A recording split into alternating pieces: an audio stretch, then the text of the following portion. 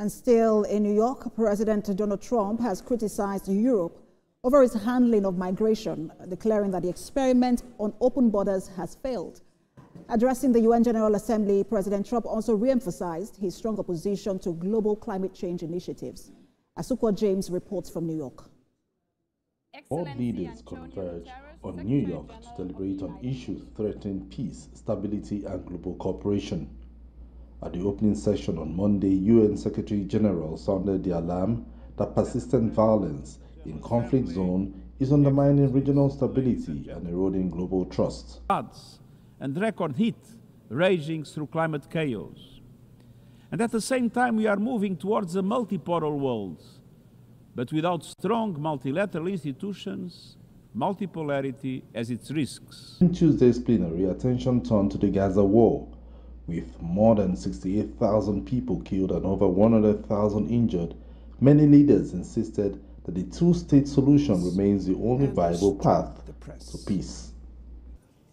The terrorist attacks perpetrated by Hamas are indefensible from any angle, but nothing, absolutely nothing, justifies the ongoing genocide in Gaza.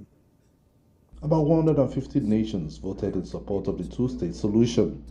Attention downshifted to the U.S. president's stance.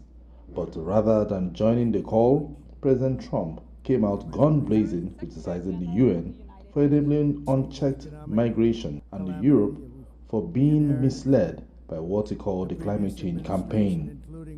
And I'm telling you that if you don't get away from the green energy scam, your country is going to fail. And if you don't stop people that you've never seen before, that you have nothing in common with, your country is going to fail.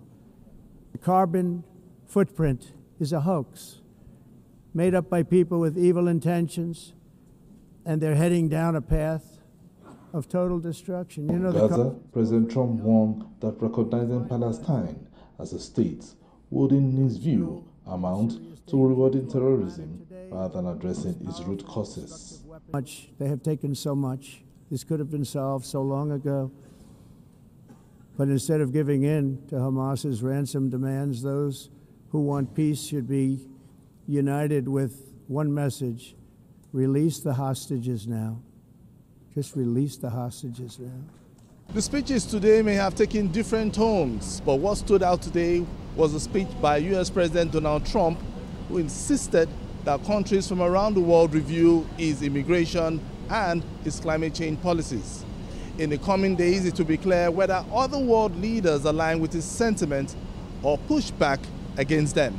Asukwa James, TVC News, New York.